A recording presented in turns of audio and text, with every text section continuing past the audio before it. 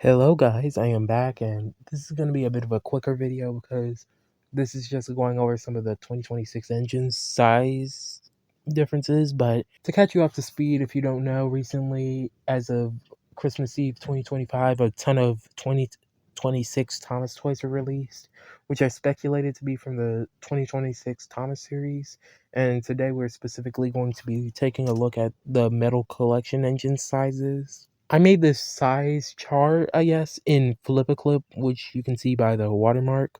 And it's not 100% accurate, but I scaled them to where the magnets and the wheels would be accurately sized, meaning that this is more or less how big they're going to be. Let's start with Gordon and Henry since they were the first ones revealed.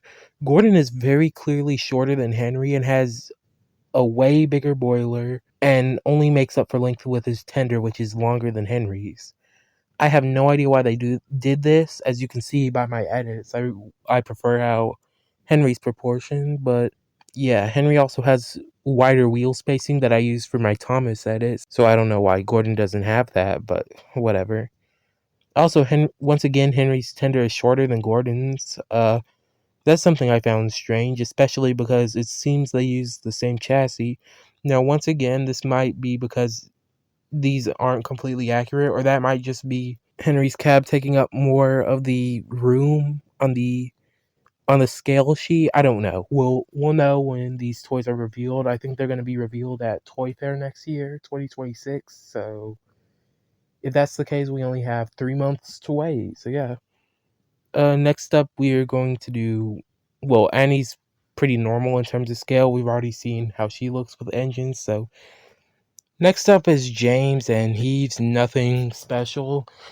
He's basically his 2025 metal collection variant with a longer tender, which I think is just Gordon's tender repainted, especially because it has the same footplate design as well as a shorter cab. And you can tell because it has the same shorter funnel, the same frame design, and yeah. And also has the wheel splashers molded in the diecast with the boiler. And lastly is Percy. I've seen people say his wheels look too far apart or are too spaced apart. The reason for this is that he uses smaller wheels, which is actually accurate. Now, I have no idea why they did this because the normal sized wheels have worked fine in the past.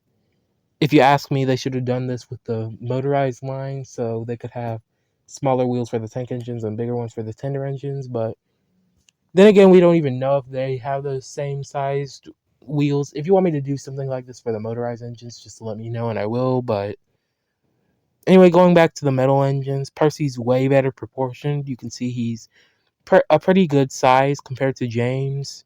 His funnel is a nice height, and yeah, I'm excited for him to come out. Yeah, this was a pretty short video, but thanks for watching, and I guess I'll see you whenever I post my next video or whenever more of these get revealed.